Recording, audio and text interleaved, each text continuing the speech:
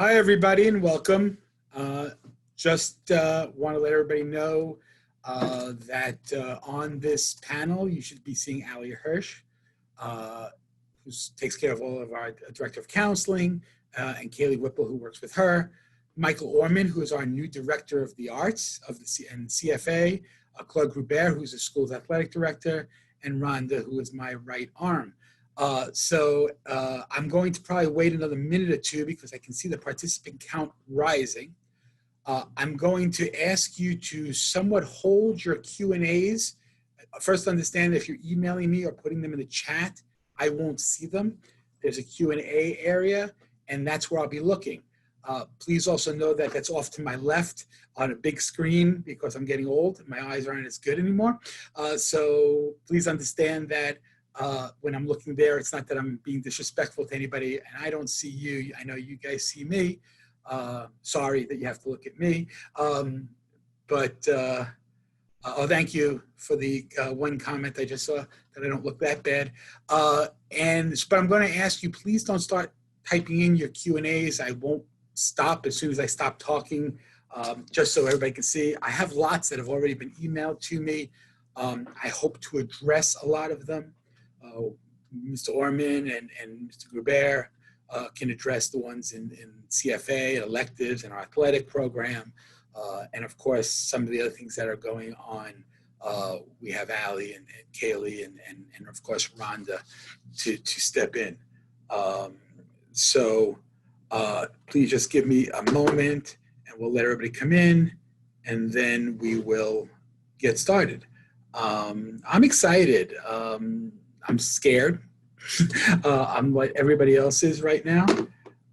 And I'm, but we're ready to try to attack this. And so again, we're going to wait about another minute and then I will start because our participant count continues to rise, which is a good thing as far as I'm concerned, because the more people who can hear this, I'd rather deal with things as straightforward as we can than rumors and innuendos and all those other things that tend to go around when different people have different messages. All right, we hit 90 participants, so I'm going to begin because I know some of you have other things to do. So I just want to make sure you understand that I want to address some global things first. We have been we've been trying to take care of our issues by using science and the recommendations of the best authorities out there. Most of our recommendations that we are implementing come through the American Academy of Pediatrics and the CDC. No plan's perfect. I wish I could come up with a plan for each 180 kids separately. But I think we have, when you hear what we're doing, I think you'll hear that we have addressed the needs of all the different children who are in different situations. And this is probably the most important thing I want to say. At no time in the history of this school, and this is my 22nd year involved with the Meadows School, going to my 36th year of education, at no time has probably the phrase being part of the Meadows family been more important. And I want to, we have to understand that we just don't have responsibility to our own children, but there's a responsibility to the community here.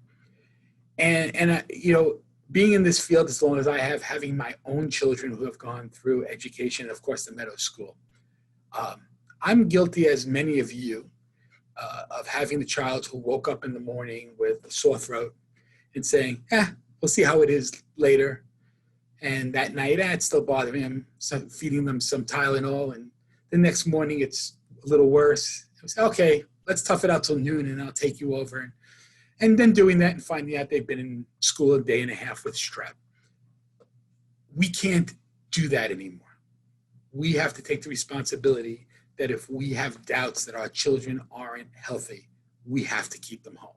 The good news is we're going to have ways of taking care of your children with their education, even if they have to be home.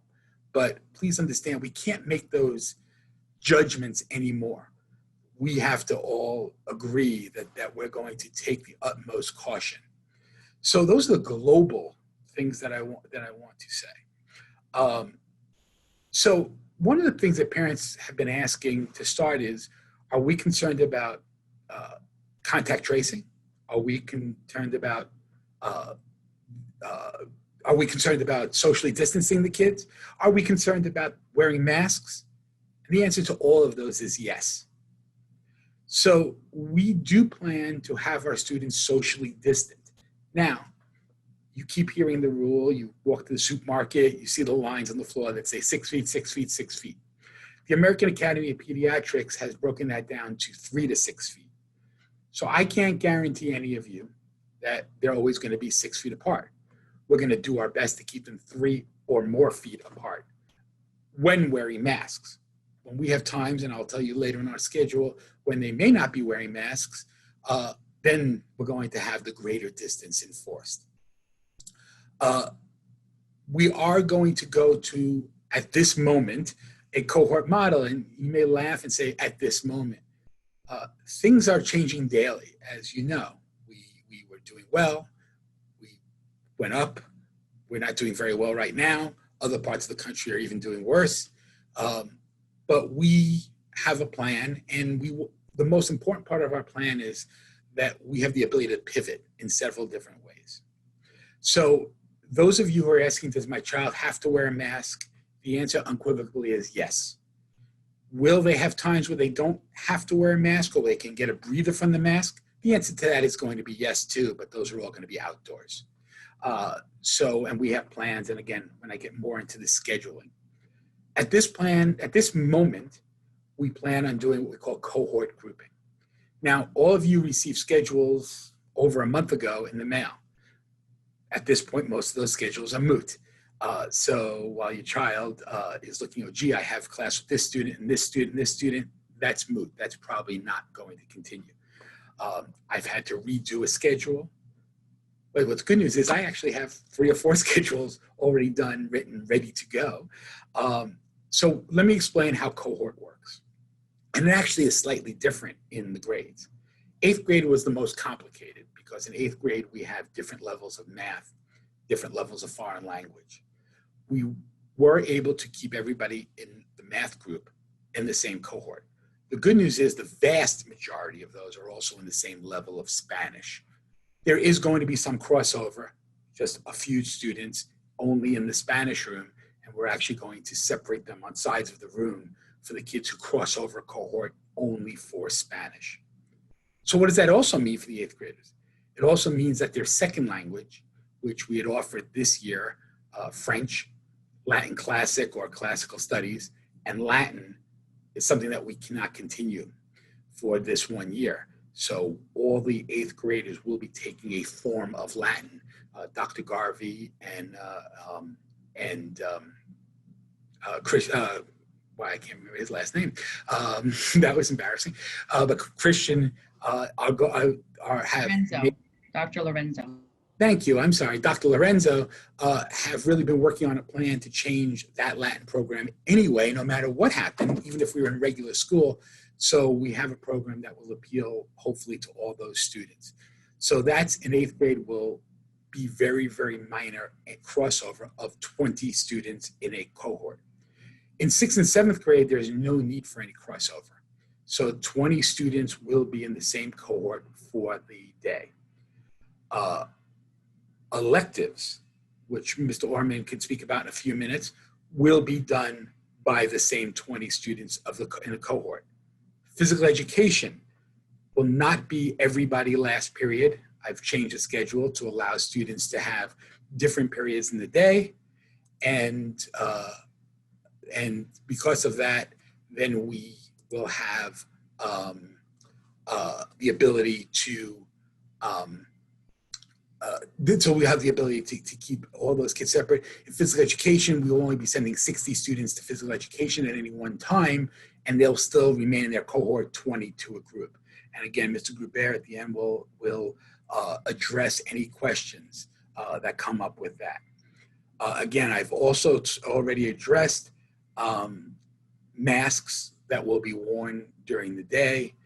They will not have them when eating. But I'm going to go through what an entire day will look like in a moment. But they're actually also going to be eating lunch with their cohort, but we have 9 different areas. And to be honest, most of them we'd like to be outside. I know it gets hot, but the school is buying some tents to put up, and because again, that would be the healthiest environment. So those are really the general way that we're going to operate school, keeping the kids in the cohort, keeping them distant, and keeping them hopefully healthy. So how are we going to do this? And I guess one of the most interesting email I received from a few parents already was, can I guarantee they're going to be safe? Can I guarantee the faculty is going to be safe? And my answer is no. And unless you have locked yourself, and I know some people have, in your house, have somebody disinfecting your groceries, having all those things done and have no contact with the outside world, right now there are no guarantees. All I will guarantee is that we will do our best, and I'm going to tell you about our cleaning procedures and everything else. So let's start with school in the morning. School in the morning is, I expect parents, first of all, to take a look at their own child and understand what's going on in their own households. Has there been a chance of exposure in their household? Is your child well that day? Great, bring them to school. There are going to be 3 different entrances at drop-off. Each grade will have their own entrance. At that time, when they walk into school, each entrance will have the thermometer where you put your head near. The school has purchased several of them, and we will have them there, and we will have an adult there monitoring it. We'll make sure that they do not have a temperature. They're also going to be asked some simple questions that will just become, after probably the 3rd day of school, a yes or no. They won't have to recite all the questions, but has anybody in your family been exposed? The questions that we're trying to just make sure that everybody's thinking about it. And then they will proceed to their first period class. Now, let me also tell you that while we've always opened the middle school at 7 a.m., we are now opening at 7:30. Why? Because there's no hangout time. We can't allow that. They can hang out in their cohort. They can still going to have to be keeping within 3 to 6 feet in those cohorts. We've arranged the desks in the rooms. Also, the hallways are all going to be one-way hallways in the middle school.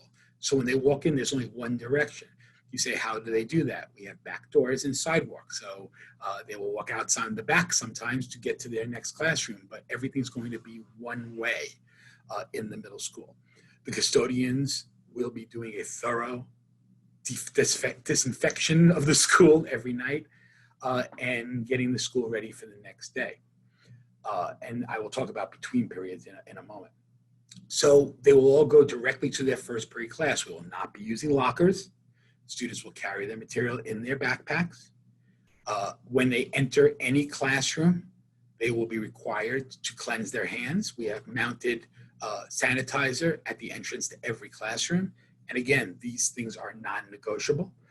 Unless your child has an allergy and they have to bring their own sanitizer or something like that, we can discuss that. But again, they will be cleaning their hands every period when they walk into a classroom. And we will start class at 8 o'clock in the morning, as we normally do. And they will start in their first period class. As it's been in the middle school, all the morning classes, the first 3 periods, are still only academic classes. And as I say, that's always been the prime time for students to learn. Now we get to a between period time. So we go from first period to second period. Once again, the students will be going in a one-way fashion.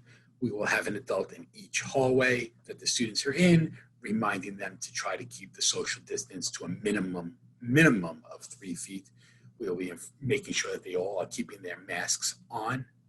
Also, let me add that bathrooms will be also cleansed immediately following that transition. So every bathroom in the school that students use will be cleaned, not between every period, but as soon as the period starts. So they'll have a chance if they have to use a restroom between periods. But we're actually going to prefer that they go actually during class, because that way we can monitor how many students are actually in the restroom and not 7 or 8 of them walking in there at one time. So they go to the second period class. Well, somebody has sat at that desk. We are meeting tomorrow to come up with our exact protocols, but in some way that desk will be cleaned between period, whether the teacher is spraying them and the students are just wiping them, or whether we have wipes or some form, but those desks will be cleaned. I even had a parent who sent me an email, what product do we use? And I checked Mr. Peterson, and we use Virex. So we use a recommended product, and there's plenty of that. The reason students won't be spraying their own desks because I don't want 10 students touching the same spray bottle. So again, we have tried to think of many of these things as possible. So now we get through our first couple of periods and we get to snack. The corral is actually having a second location that is going to be in our mall area. So first of all, if you split our kids in half, you're talking about 90 and 90. We will have some kids who are choosing to stay in remote learning, so it'll even be a little smaller than that. And students will be assigned by cohort and staggered to those areas. We will be assigning, again, 9 different locations, one for each cohort, to have their own area outside to where they can have their snack. And the same actually will work for lunch. And in those areas, with social distancing, they can take off their masks. That will give them a chance to get a snack break with their mask off. That will give them a chance to get lunch with their mask off. I'm also, weather permitting, going to have study halls held outside. This will be another chance of spreading kids way apart with supervision and having them have some time to get a mask break if they choose to, as long as at that point they will be separated by 6 feet to do that. Those are the key times. Now, in the afternoon, we're going to have electives. Unfortunately, and one of the prime things for middle school has been the wonderful choices we've been able to give the students in electives. Unfortunately, at this time, we can't continue with that because we have to keep 20 kids together. So, Michael, would you like to speak about our plan? Yeah, so our plan is, along with the cohort model, for this year, we're going to change the concept of how our students experience the electives and specifically the arts. We're going to be looking at the carousel method. So each student, depending on their cohort, will have a quarter option of taking an arts elective. For example, the first quarter, cohort A would be taking the option of theater. Another cohort would have visual arts, and the third cohort would have a band or orchestra option. So they would carousel through, in 8th grade, they would carousel through that, with their 4th quarter being an option of film studies and competitive science.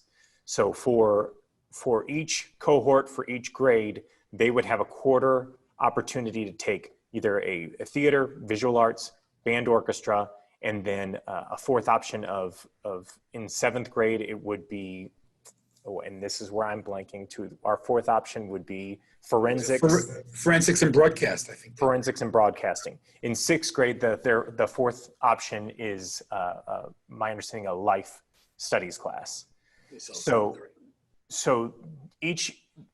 for this year, each middle school student will experience all 4 options of these electives. And,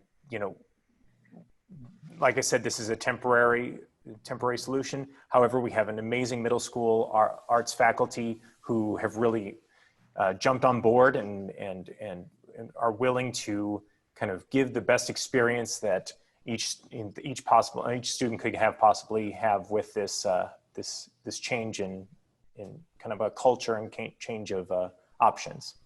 So, but we were very excited about it. Thank you, Michael. And just a quick note on that is, so in 7th and 8th grade, there are 2 options for each cohort each quarter, and they will get to choose. In the 6th grade, they will not get to choose. We want them to experience all 4 options, and so they will rotate through those 4.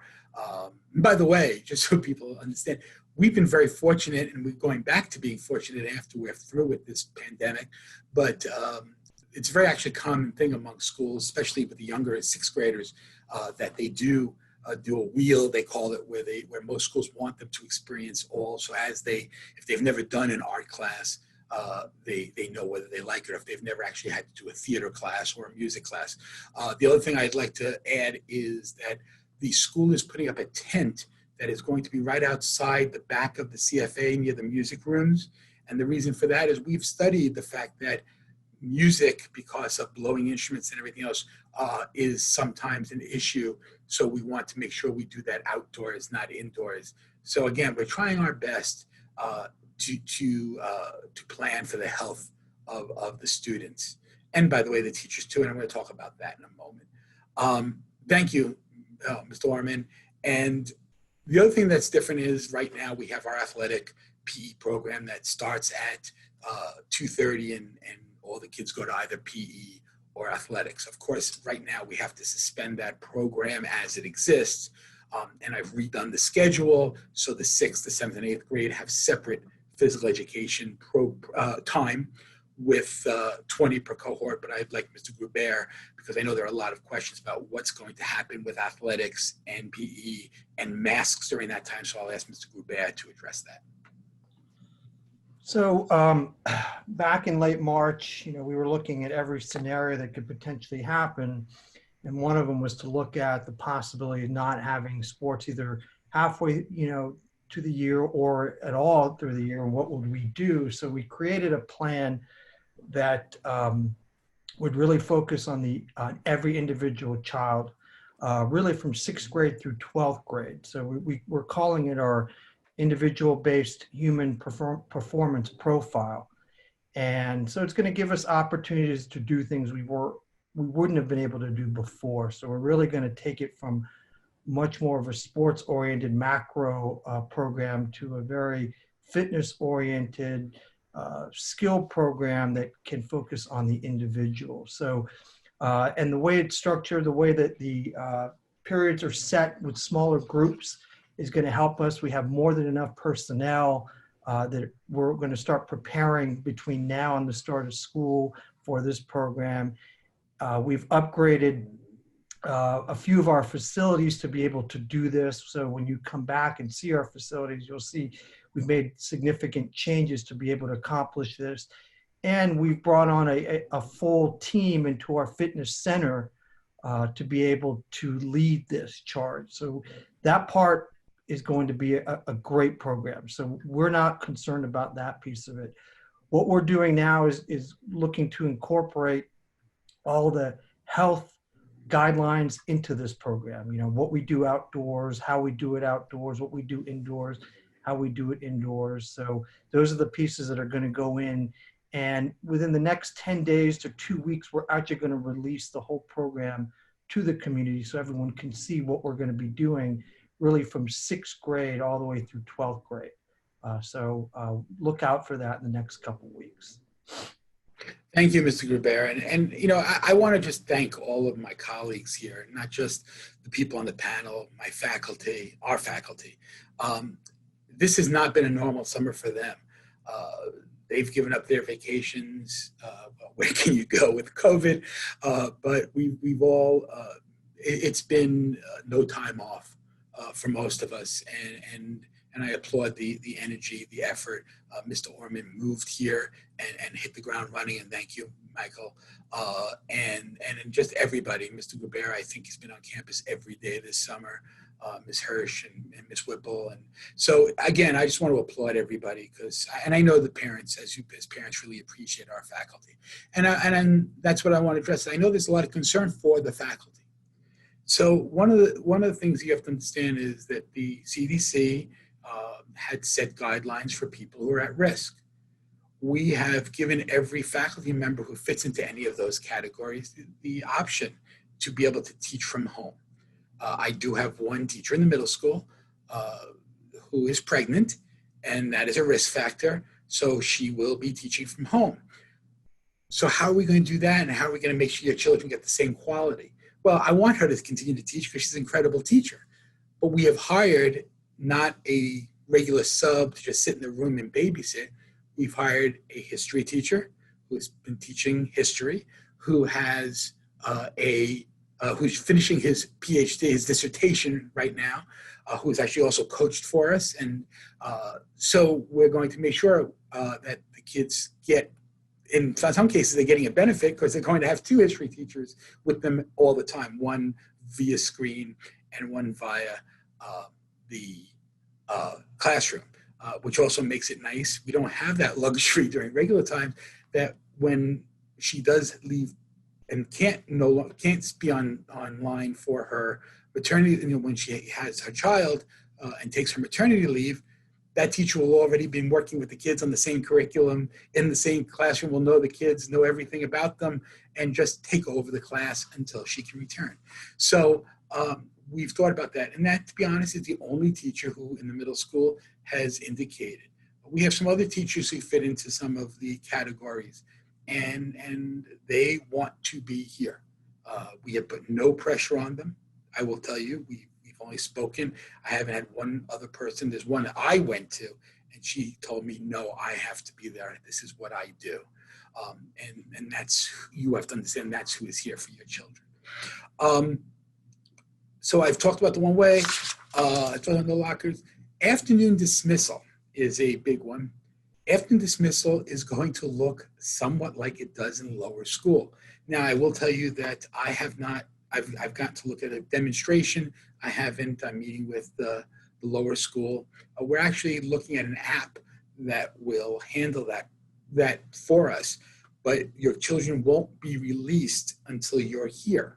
And the reason for that is because we don't want 180 kids standing outside together. That defeats the whole purpose of what we're doing all day. So when you are ready to pick up your child, if the app does not become something that we use, then it's going to be the old-fashioned way. You'll have a number or your name. We'll call out for your student, and they'll come directly. They won't have to stop at their lockers because we're not going to be using lockers. So it should be a fairly quick process. And at this moment, while we're still discussing what we can do, children will need to be picked up at the end of the school day. It doesn't mean that you have to be here exactly at 3:15. We're not going to throw them out, but they do need to be here 3:45, probably the latest, because it will take a little while to get through the process. So we spread out the process. You won't be sitting in the parking lot as much, but please understand that that we want to keep them spread out, and so it's, again, we're in different times. Somebody actually just did say that, asked me, because they had to get off, yes, this is being recorded, so it is going to be available later. So here's some of the other issues that we're going to be dealing with. And one is uniform. So without, by the way, COVID, I did make some changes in this year's uniform. I have done away with blazer in middle school. Not because, believe me, I'm probably one of the historians around here and understand it, but our schedule, no matter what we do, doesn't line up anymore with full dress and having assemblies and things, which we will not be having until COVID is done with. So I just felt that, as a parent, I know that's over $100 for the blazer. 2 is the kids were wearing it for one period and taking it off. Number 3 is they're going to be wearing a mask. That's going to keep them warm enough. So we don't need to add to that. But we will be having our regular uniform, and we will be having spirit days. So that is important to know. The good news for anybody who wears pants is the other big thing was up through elementary school, the boys don't wear belts, or the children don't wear belts. Now, I've made it that they don't have to wear belts except for full dress days, which, until we are in a more normal situation, I will not be having the kids wear. So we'll be wearing either normal school dress or a spirit dress until further notice.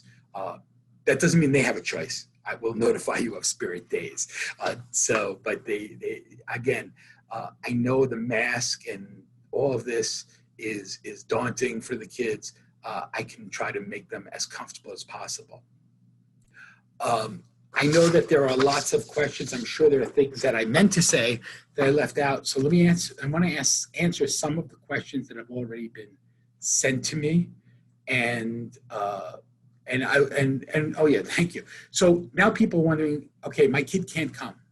I've had people notify me that they have a grandmother who lives with them who's in chemotherapy treatment. We have other people in different situations. So let me explain to you remote learning. At this moment, I keep saying at this moment, and I want you to know that we have made several plans and we have the ability to pivot. It's not like, oh, gee, we have to figure out how we're going to do this now, how we're going to do this now. No. If I told my faculty tomorrow, or if the governor gets on TV tomorrow, and the governor is going to have to get on TV within the next 4 days because his order, I think, as far as I understand, ends on the 31st, and make some statement. If he changes the way we are and we have to go totally online, then we're ready. If we have the numbers that have already indicated to me, which we were told months ago, that if we gave parents the option, we'd have approximately 10% of our students who would choose remote learning. That's approximately, at least who've notified me so far, that's approximately where we are. So how is that remote learning? And probably this is the part that I'm most excited about, because it's been something that I've, not that I've not been the only one that we've worked on as a faculty, but it's kind of the way I thought would work the best. So we are putting webcams and a monitor in every classroom. So instead of children at this point, and I keep saying at this point because our numbers are fairly low, we're talking about 3 to 4 people maximum, some have none per cohort. So those students are going to have the ability to hopefully feel like part of the class. In fact, I think for when I said we're having 2 webcams, one of the webcams are going to have them allow them to see their friends. This is an age, and you can't get the age of socialization back. And while it's not the same, I want to try to replicate it the best we can for those kids who, for most cases, no fault of their own, can't be here. So they will sign on.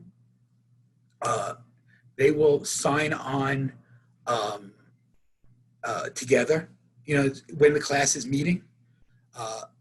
There is, for everybody in our school, in case we do have to pivot to online, we have an entire now code of conduct that addresses dress, that addresses where they have to be. In other words, we're not having student sets. We did in the spring when we had to go to our emergency online education, sitting in their beds. No, they'll be at a desk. They're going to be students, hopefully, but not only are they're not going to be just sitting there watching the screen. They're going to have the ability to interact with their class. They're going to be able to raise their hand and ask the teacher a question as if they were sitting in the room. They're going to have the benefit. And one of the things that people always underestimate, I think, in education is not the question your child has, the question that they weren't thinking about that another child asked, that they now have the benefit of the answer. So they're going to basically be members of the class just like they would be if they were there, but they're going to be on their computers. Now, does that mean they're going to be staring at a screen for 8 hours? The answer to that is no. We don't stare at our teachers for 45 minutes per period. And I'll use Miss Hilson as an example, because those of you know Miss Hilson, she's famous for her teaching the kids how to diagram sentences. Well, student at home is going to sit there with his pencil and paper and be diagramming the sentences too. They don't have to be staring at the screen to do that. They're going to have the ability to print that document and do it and send it immediately back to the teacher, just like they're in the classroom. Our 2 math teachers, I've just seen they've done their first unit in a different way. So they could tomorrow, if things changed, they wouldn't have to change anything in their unit for 6th grade math. 6th graders would be getting the same thing whether they're in the classroom or at home. Whether we're all at home, they would still be getting the same exact lesson. And that's, again, how hard our teachers have been working this summer. So that's how the remote learning would work. Would they participate in an elective? Yes, they will. Will they participate with their physical education class? Probably. And what I mean by that is, I'm not going to make them sit there and watch kids run around the track, but their physical education teacher is going to give them or through Mr. Sam's, they're going to have a program of physical education that they can do at home. So we are not leaving them out of anything. So again, I'm very excited that we have that ability. Now, one more pivot point in that. And one more pivot point is, if we do get to a critical mass, whether by your choices as parents that have to be online, then we may change that model to make it where we do have somebody teaching an online course. But with the numbers that we're seeing right now and the parents that are making those choices right now, the answer is that's how they're going to be part of that class. They get a break between each period. No, they don't have to wear a mask at home. That's probably the one benefit, unless you make them, but that's your decision. I have to look, somebody asked me a question, what is our uniform requirement? Yeah, they're going to have to be dressed for school. They're part of the school. If they want to be, we want them to be part of the class. This, by the way, also gives you the ability, and one of the things that I'm most excited about is, what happens if there's an exposure in your house? Or what if your child just happens to get a fever that has nothing to do with COVID? Because guess what? Our kids get fevers. Our kids get stomach aches. They can still sign on. They don't have to lose any part of their education. Now, again, if it becomes the numbers in those situations go to be larger, it will benefit us to go to a much more online model for those students to address them specifically. But at this point, I think having this age group interacting with their class is the best thing we can do for these children, and I'm somewhat excited about it. So let me answer some of the other questions that have come up and see if I can answer. So some parent asked about the 8th grade classical studies book. Will they need to return and repurchase the book? Sorry, the answer is yes, but if you had read, and I'm really, please don't take this personally, but we did send out an email asking the parents not to purchase the French, Latin, or classical studies book because we knew this was a possibility. Correct, Ms. Smith? I thought we did send that home. So yes, we did. So that was the only book that I asked parents not to because we were in this discussion. Choir or glee club in 6th grade. I think Mr. Orman would agree. The kids will be going through theater, and singing is a big part of Mrs. Carlson's program through musical theater, and I'm sure they will be singing, but we aren't going to be adding any programs at this moment. Managing books in the backpack. We are trying to be as bookless as possible. The teachers have taken that into consideration. When school starts, the teachers will be instructing the students what books need to be at school and what books don't need to be at school, what books they do access online and what books they don't. We've been actually, as a school, to be honest, trying to get more away from the online books. And that's input that I had gotten from parents because you were fighting with your child why they have to be online. And I was telling you they didn't have to be online, but they were saying their textbook was there, so they had to get there. But we did make some changes late and did put in more online text knowing where we stood. So the teachers will be instructing each class what they need each day. And there is a lot more now that we have where you have online access. And again, our schedule will also continue to drop a class each day. So part of this is teaching children organization that we will be working on, but you can too, saying you don't have history today. Why do you have that history textbook in your backpack? This may even get better. We are still working, the parents, I said 3:45, we are still looking at options for after school, but to be 100% honest, at this moment, we haven't figured that out. How will open house work? You should have received an open house schedule. It's by letter, I think it's A through D is the first one. And we've done that to help you as parents who have multiple children in the school. So we have a fairly long time. The arrows will be on the floor. I want you to follow them. We have sent directions that we don't want any more than 10 people in a classroom. We don't want you to bring extra people. We're asking for one parent per child. So if you have 2 children, you can both come. If you have 3, you can borrow somebody. But we want to do this. So A to D in lower school, is the same as A to D in the middle school. It's the same time slot, and it's going to be an open house where you'll get to walk around following the arrows, and I will be very loud and boisterous in the hall, telling you what to please separate if they're not your family members. Maybe I went a little fast. Please understand the schedules you have at home, unless we change our mind, and right now we haven't said 100%, I would say 98% now, we've decided the cohort model is going to be the best model for us to begin school in. The schedules you have at home are somewhat moot. So you will be receiving a new schedule. I am being somewhat hesitant not because I don't want to do the work. I do have to go in and change all the classes, all the assignment, all the groupings. But I want to make sure that's what we're going to do and not send you a different one and then a different one. Because if the governor tomorrow says we're online, then I can leave what we have and we can work from there. So understand that the schedules you have at home are not the cohort model schedule. Excuse me. And I'm just reading other questions that are coming to me. So I've had a couple of questions about, can they have their friends in their cohorts? No, I don't make classes by friendships. That's not what we do in middle school. I don't know what the precedent was in lower school from previous years.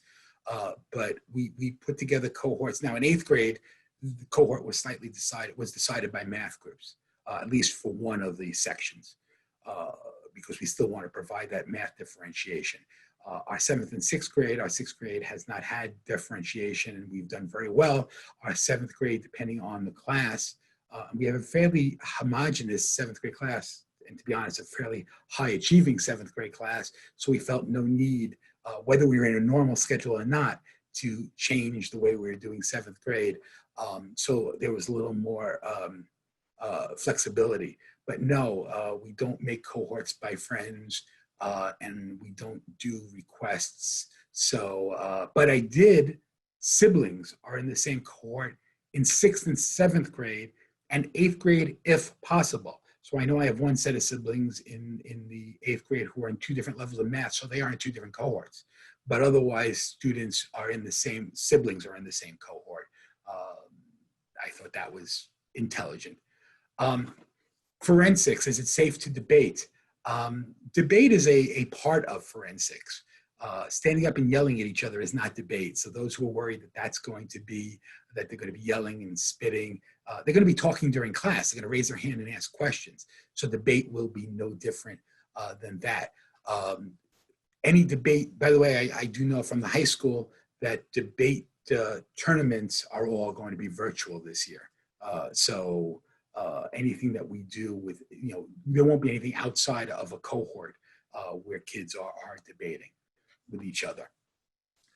How long do you anticipate functioning like this? What will be the criteria that will allow you to go back to normal? That's a great question. I wish I knew. We don't know again if tomorrow the criteria for where we stand, while we have flexibility with a public school district doesn't. And by the way, I don't know of any of the private schools that I'm familiar with that we associate with that are not going back in some fashion, whether it be in half and half or from one of the private schools that a number of kids, from what I understand, you go back or you don't attend their school anymore. Another one of the private schools, I guess, gave parents the option by quarter to say commit online or commit in person. I'm trying to give you the maximum amount of flexibility for your child and for our school to deal with the situation as it occurs. So I can't even give you that. That said, if we feel that it's safe to change how we're doing things, then we will do that, but we'll be listening to doctors.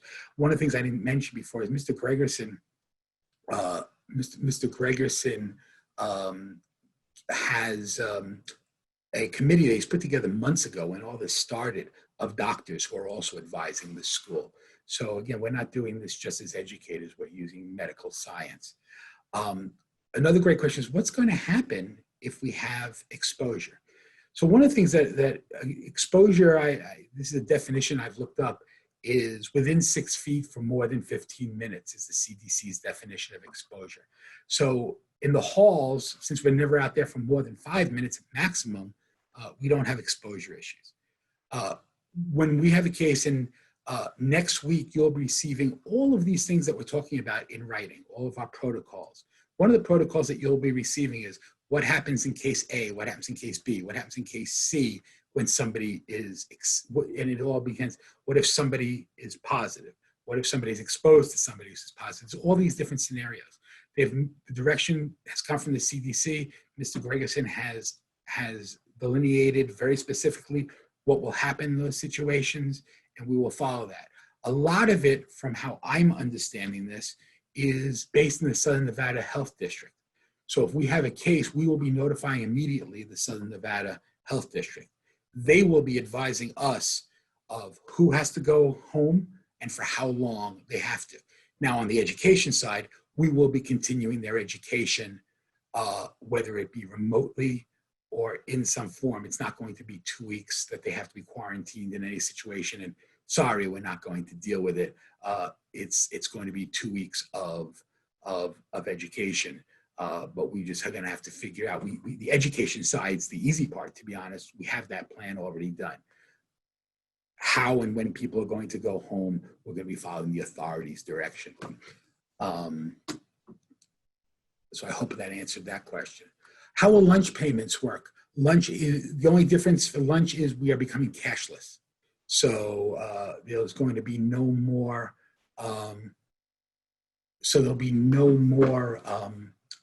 cash accepted in it. And from what I understand, they won't have to even push in the buttons. They'll tell their number, their face comes up with a picture like it always did, and the cashier will be pressing in, so it'll be touchless. Please don't expect the corral to be producing what they used to produce, or we'll be getting back to that. Even though I'm somewhat lighter, maybe it's good not to have the corral. But I will tell you that we're going to have 2 locations, but it's going to be a much more grab and go. I'm also not going to be allowing the microwaves to be used. Children can still bring their own lunches. The other thing that just occurred to me that I probably did not say is water bottles. Children must, if they want water, they need. We're not going to have children using the water fountains. We have touchless ability. We have ability to put a water bottle touchless in our fountains, thanks to our TMSPA. A couple of years ago, upgraded the middle school fountains. And so if they want water during the day, that's where they're going to need to bring their own water cup, thermos. So please make sure they do, and please make sure their names on it in nice big letters. We wind up usually on a normal year with many of them sitting around. As I said, that we will give you a firm decision on what time children have to be picked up. Is the 3 feet acceptable? As I said, we're following 2 different guidelines, CDC and the American Academy of Pediatrics. I want people to understand that it's not that we're trying to keep the kids 3 feet. 3 feet is our minimum. So it's not our number. Our number is the maximum distance we can keep them. But the 3 feet is our minimum. When is the plan when children become infected? I've already addressed that. Are members of the cohort PE group notified? Well, the cohort and the PE group are the same, but yes, members who, if there's any sending home of kids and any exposure, of course, we will notify them. That's part of the big thing with cohorts, is we can very quickly contact trace all the students. So it's easy. And is there a level of infection that will warrant a closure regardless of directives by the governor? Yes, and Mr. Gregerson would make that decision on behalf of the school. Can give guidelines for purchasing masks? That's a great question. Is masks have to be minimally cloth or medical? So one of the things that I see a lot of kids wearing are these gaiters.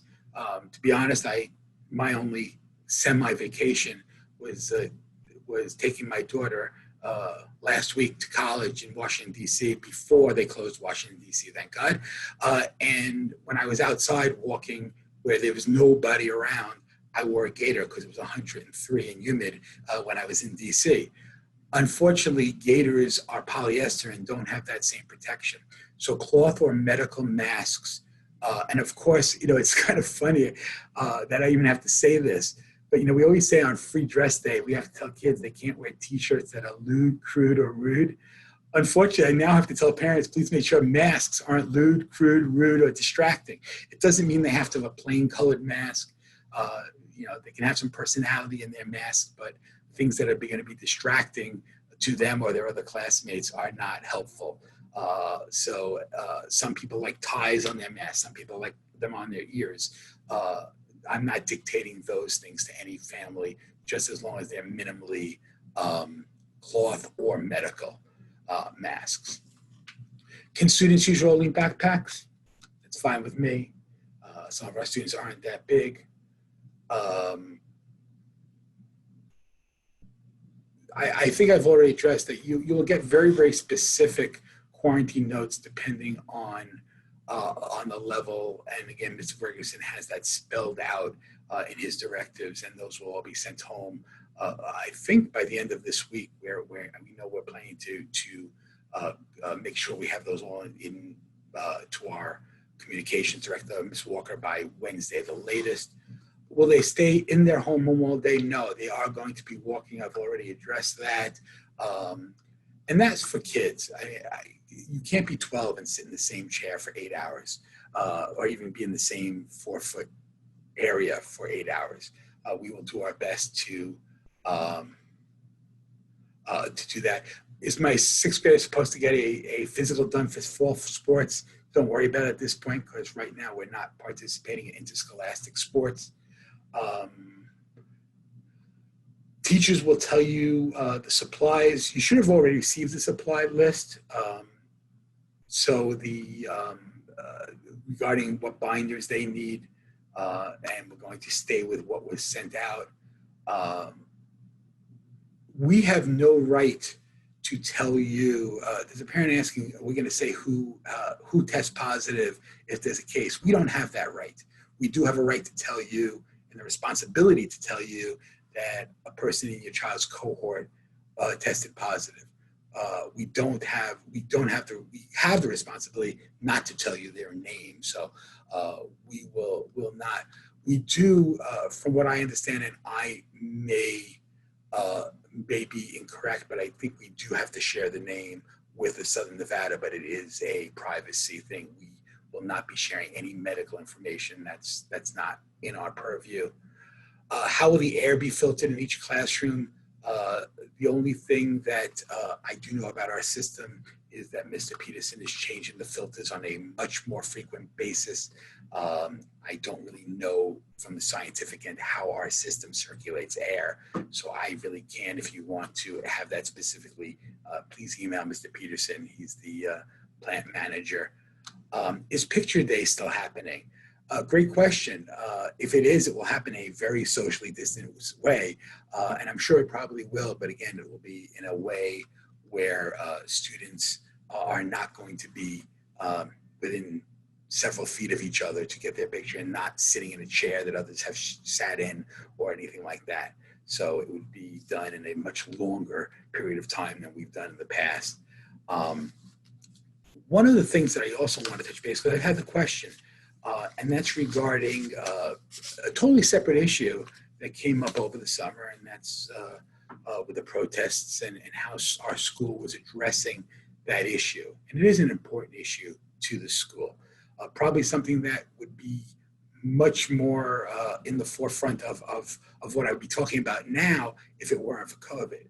But I want you to know that we have a plan for how we're going to be addressing what we're calling nonviolent communication.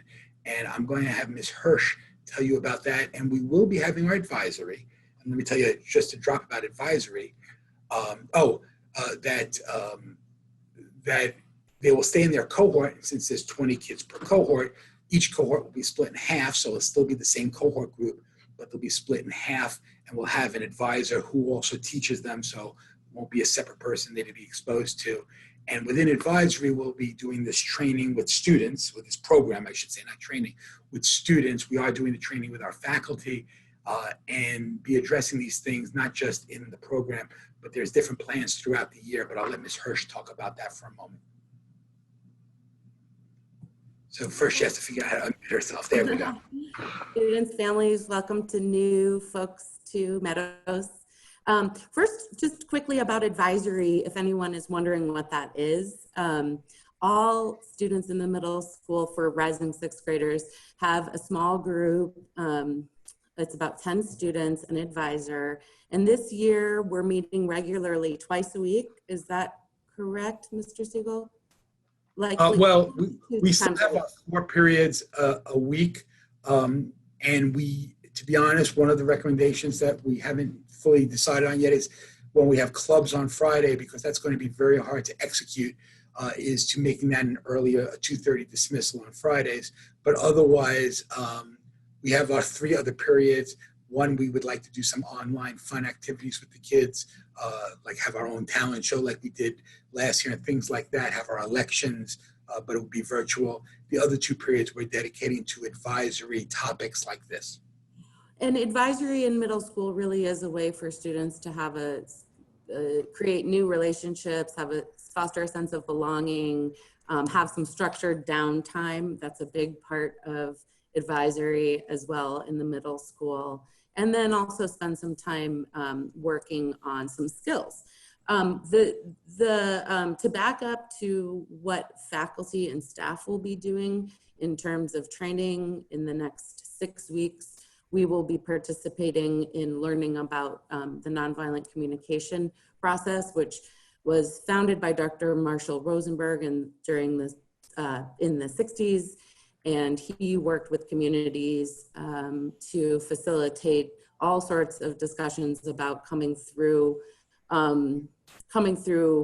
times of crisis towards a more peaceful and connected environment. So faculty will be doing this process faculty and staff will be doing this process for 6 weeks with an outside trainer on Zoom, and we will be bringing some of those practices into our own meetings with students in advisory and in the classroom. From there, we have a faculty group that is working on various initiatives on equity, justice, teaching tolerance, and we will be working on other outside trainings, whether it's teaching tolerance based in LA, to help us all work as a community towards a peaceful and growth-oriented way of being together. So that's my spiel. Does that sum it up for you, Mr. Siegel? I think that's great. And again, I think it's something that's in the news every day, and so we want our kids to learn more about it. So one of the things that first of all, thank you, Mr. Concannon. I know he was actually out on the field, so thank you for joining us. One of the things that I was trying, one of the questions and one of the reasons why I'm not trying, I want people to understand that I'm not avoiding it. It's a rather long and complicated email. Everybody's asking, well, if this happens in this scenario, this person is infected, this person's infected, who has to stay home and everything else. When I say it's complicated, it's not that we haven't addressed it. It's been very, very specifically addressed by Mr. Gregerson, and every scenario, which, by the way, if you look up the scenarios on the CDC, it's very similar to how we're going to be dealing with it. But Mr. Gregerson has sent out to us and will be sending to you all those specific scenarios. Who has to stay home in what situation? And because I have both of my screens dedicated, please don't think I'm being disrespectful. I'm actually trying to see if I can just give you an example. I'm not going to, during this meeting, read them all to you because it would take a long time. But the protocols are Mr. Gregerson has been working hard on making sure that they are spelled out for you as well as possible, and to make sure that everybody has knowledge of when kids have to go home, when kids don't have to go home. So you will be receiving that, and know that that it's not something that we're just slapping together. It's actually done. I just don't have access to the full document as we're talking. I'm trying to see. So let me go back because I did have some other questions I wanted. There was one regarding the fall sports and fall play. I did address the fall sports, but we didn't address the fall play. And I know what I will say about it, and if Mr. Orman wants to add anything, that Mrs. Carlson has been really working hard this summer to come up with ways to have the children doing virtual performances. And so please understand that that we're going to continue with that, and she's trying to be inventive and working with Mr. Orman to come up with something so the kids do have an experience. But will there be a full-blown middle school play where we go to the CFA and watch it? The answer to that is no. We will not have any large group gatherings in the CFA with middle school students. Mr. Orman? Yeah, I would just say, Ms. Carlson has been amazing at, coming up with opportunities for the students to still showcase their talent and learn new skills. She is working on, what does performance from theater look like in this virtual setting? And so what I can assure you is that we are looking at every possible option to give your children the experience of performing in a safe manner that is, conducive to the context that we have really set forth. So, I really am leaning hard on our faculty who are just so creative and talented and are coming up with great options. And Ms. Carlson, especially in this aspect of performance, I have full confidence that we will be able to give your children a great experience. Thank you. One of the other questions that I'm reading here that came up is regarding when do I need to know if your child needs to start the year online in remote learning? And the answer to that is our system is going to allow for fairly quick pivots. But to start the year, I'm really asking parents to give me that notice at least a week in advance. Now, does that mean a week in school, your child has to wait another week? No. Then we can deal with things on much quicker, but the teachers need a base level of where they're going to start. So it would be good for them to know who to expect live and who to expect remotely. And as I also said earlier, if we get to a critical mass on remote learning, then we will have to change the way we do it. And I'm not sure I like even the term remote learning for this, because it's going to be because they're going to be in person. So in person on the computer. So it's not a separate online course. Now, is there a chance, again, as I said earlier, that we may wind up in online education for everybody? We may wind up in online for a larger group of students? Yes, but please be assured that our teachers are ready. One of the things that Mr. Gregerson had mentioned in his Q&A, and I haven't mentioned yet, I did tell you how proud I was of our faculty. Our faculty has done, forget about the planning time, they've done over 40 hours of minimum, that was the minimum, and most of our faculty has done a lot more, of coursework to become better online teachers and to deal with kids better remotely. So this is something that is not something that they're just going to be throwing together. So that we need to, so you need to understand that they are ready. They have really prepared ways of doing it both ways, of making slight changes so they can make sure that while it wasn't the best, it was the best for the situation. Mr. Gregerson used an example many times in the spring that we were asking our teachers to fly an airplane and build it at the same time. Our teachers have learned how to fly that airplane, and they spent a lot of time building it during the summer.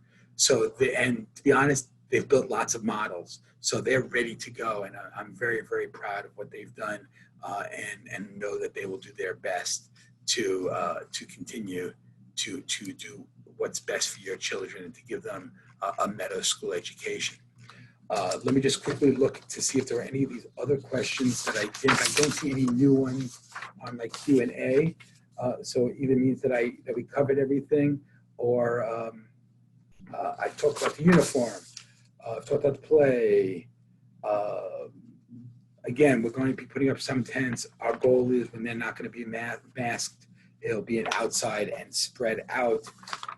Talked about drop-off and parent. Oh, somebody asked me, by the way, I don't know if I said this before, they actually want to know a specific chemical that our cleaning crew uses to sanitize the desks. They use a chemical called Virex. Mr. Peterson had informed me of that. And as I said before, there's no perfect plan. There's no guarantee. I can't make that. The only guarantee I can make for each of you is if you stay in your house, if you keep your children in your house, if you make sure somebody sanitizes everything that comes into your house, your groceries and all those things. And I'm not trying to be facetious or funny. Please don't think I am. There's the only 100% guarantee you can probably get. And that means nobody leaves the house and there's no exposure. We are trying to do our best to mitigate the chances. We believe we have a good plan. We believe we have a plan that's flexible. We believe we have a plan that's going to be able to pivot if times get better, or unfortunately, if they get worse. And I'm very happy with what we've done. I'm not happy with this situation. Those of you who know me well know my biggest joy is being around the kids. Those who know me know that I can no longer do what's on your shirt and poke them in the nose, because that would risk transferring disease. I have to get too close. So I have to figure something I can do from 4, 5, 6 feet away to annoy your children. But you also know that we have a group of people that we care about. Again, we've not forced the faculty members to be here in the middle school. We've worked with them. They want to be here. And we're going to do our best to mitigate for them, to provide masks when possible, that are higher quality if they don't want to wear their own masks. Most of them have chosen, said they want to wear their own masks. And do I have any other questions out there? Please send them to me now, and I'll be glad to answer them. And if anybody on the committee has anything they'd like to add to that. One of the questions that's a good one is, how will the children know how to get on Zoom and everything else? Again, we're putting the new technology in the classroom. The school has hired Michaela Hall, who has an expertise in this area, who is actually a sibling of an alum who graduated from Oklahoma in this area. And she and Mr. Sandlin are working on that. And that's one of the advantages for knowing, that's one of the advantages for knowing in advance who's going to be online, at least to start the year. So we can make sure that everybody has the information that they needed. Doctors and dental appointments don't change how they were done. When children return to school from such appointments, they will be have their temperature checked, just as anytime they walk in the building. Parents, I do like most of you, but please understand that you will not be allowed in the building except for an open house and other times that we have recognized meetings with teachers. We're going to be greatly limiting anybody extra in the buildings, and that's for your children's and our teachers' safety. I am looking to see if any new questions have popped up. Mr. Siegel, I'll just say one quick thing, just to acknowledge that I was a former 6th grade teacher. So to those of you coming into 6th grade and the students coming into 6th grade, this is such an exciting shift from lower school to middle school. And there's a lot of excitement that comes with the freedom of this age group of early adolescence. And similar to what Mr. Siegel was saying, a lot of the things that we love so much about being middle school educators, are going to be on hold a little bit this year because of our safety needs. And just acknowledging that for students and for young people who really and truly are doing a lot of sacrificing at this age for the world. And I just want you all to know that we as the educators understand that we are working so hard to try to create a joyful and connected school experience for your young people, even though it might not look like how it did last year. So if any of your students are experiencing, more than usual stress or concern about coming into 6th grade or 7th or 8th, please let me know. Please send me an email. We can schedule a Zoom, a family meeting, a parent meeting, or just a student meeting, whatever you wish as the days tick closer. We care so much about each and every one of your students and families. And again, we're gonna do great as a community. We are. I really fully believe that.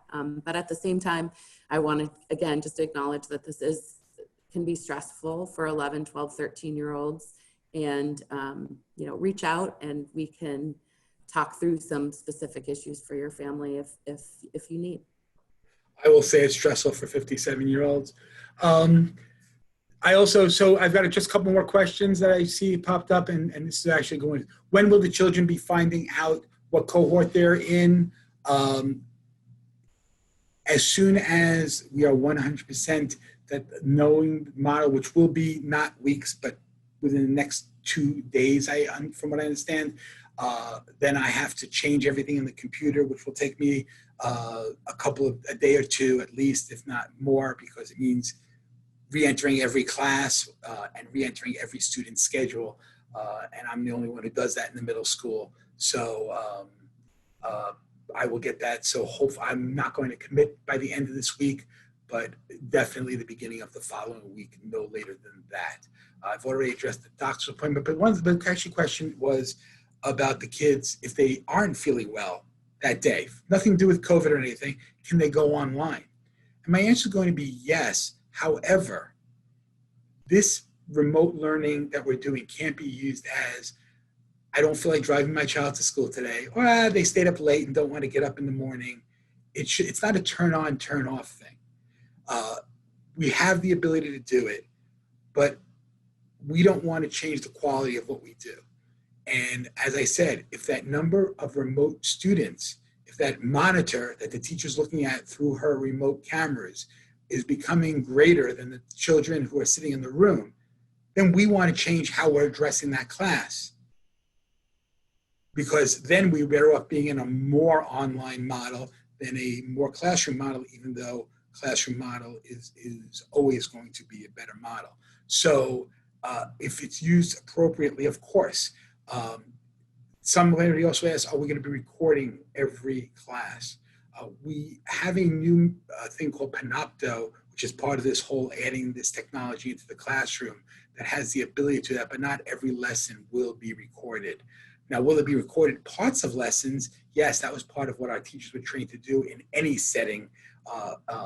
One of the things that I know a couple of teachers are adding is more of what's called a flipped classroom. And you'll learn more about that, but it's actually where the teacher actually in the classroom is working more about helping the kids solve their problems. Math is a very big one for this, where they actually watch the lesson as their homework and they come in. But this way a teacher is able to help them with their individual levels and help them grow individually. So I hope that answered that question. New students entering 6th grade with the craziness.